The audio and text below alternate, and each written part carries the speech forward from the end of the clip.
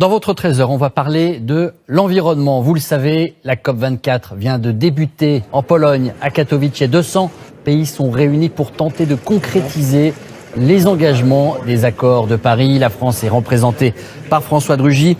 Alors dans ce contexte, saviez-vous que l'on peut aussi rendre nos routes plus écolo? Dans le département de l'Hérault, du bitume végétal a ainsi été utilisé sur un tronçon test. Et pour le moment, tout le monde n'y trouve que des avantages, comme l'ont constaté Anne Domy et Sylvain Doba. À première vue, difficile de faire la différence avec une chaussée classique. Pour comprendre ce qui se cache sous ce bitume innovant, il faut donc creuser un peu. Cette ancienne route abîmée a récemment fait peau neuve sur une dizaine de centimètres d'épaisseur. Une toute nouvelle technique de lifting censée tenir 15 ans, obtenue grâce à un drôle de mélange. Au bitume polluant classique issu du pétrole ici en noir, a en fait été incorporée cette émulsion jaune qui, elle, est 100% écologique. L'origine du produit, c'est des arbres, donc des pins, qui ont servi notamment à fabriquer du papier craft, qu'on valorise parce que normalement il est utilisé comme combustible. Nous, on le valorise en le réutilisant dans les routes et en refaisant des routes, en réparant des routes avec cette émulsion de liant végétal. Réparer les routes sans y ajouter de pétrole, l'expérimentation a été menée cet été sur ce tronçon de départemental au nord de Montpellier.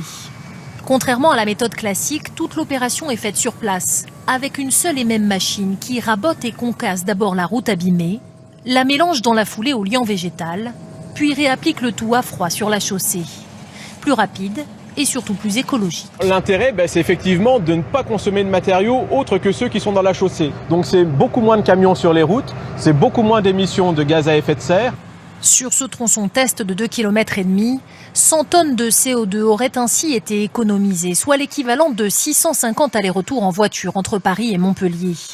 Des économies pour la planète, mais aussi pour le porte-monnaie du département de l'Hérault qui finance l'expérience à hauteur de 250 000 €.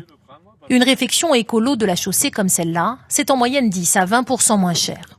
Par exemple, nous, sur les routes, entre le renouvellement des chaussées ou autres, on y met environ 20 millions d'euros par an.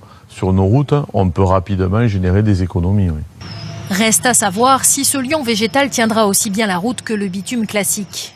Pour en avoir le cœur net, des tests seront menés en laboratoire pendant 3 ans. En attendant, d'autres matières naturelles sont déjà à l'étude, comme les algues ou encore le sucre des betteraves, qui pourraient eux aussi bientôt alimenter nos routes.